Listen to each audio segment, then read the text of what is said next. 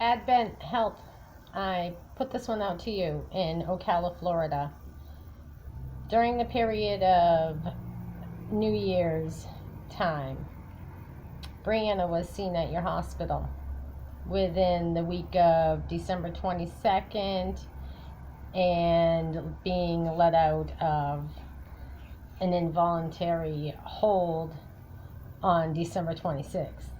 During that time, you knew that she had been brought in, going through your records, that she had been brought in and her heart rate was so low that you had to treat her because they gave her the wrong medications. So when I brought her in because she had an allergic reaction, noting she was very ill right before New Year's, you treated her, but you didn't treat her with all the symptoms, and you didn't look into all the symptoms that were made known to you. I told you what was going on. I told the two young ladies that came in and took the information and that were going to meet with the medical team to make a decision whether they were going to keep Brianna or not keep Brianna. And what happened is that the doctor came in within minutes of that conversation. They have a copy of the missing persons report. They have a copy and phone number to Deputy Graham Kate, who is the assigned detective on the case of human trafficking and sex trafficking. So why is it that the doctor came in and sent Brianna out, dismissed her real quick, right before they could make a decision on how to treat her? What's that cover up about? But what they did do is try to order for her to have more medication. Buzz, the nurse, he was ready to give her a low dose of Haldol. I said, hold up, what's up with that? What are you giving her? No medications here.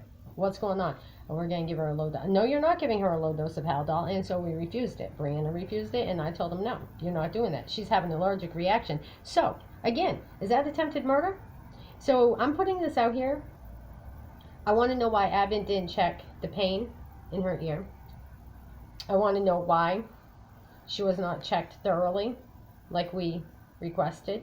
I want to know why the rash on her arm wasn't checked.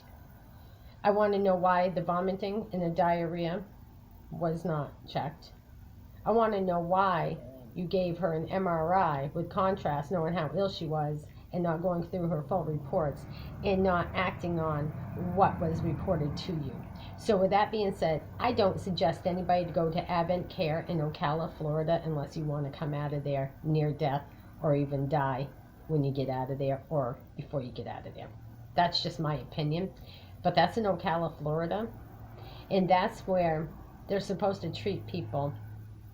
Well, this doctor, knowing that Brianna had already been shot up and was having an allergic reaction, and knowing that she has Crohn's, and the only medication that she should have been given was for the known urinary tract infection, the other situation that needed tended to, as well as her Crohn's medication, and what?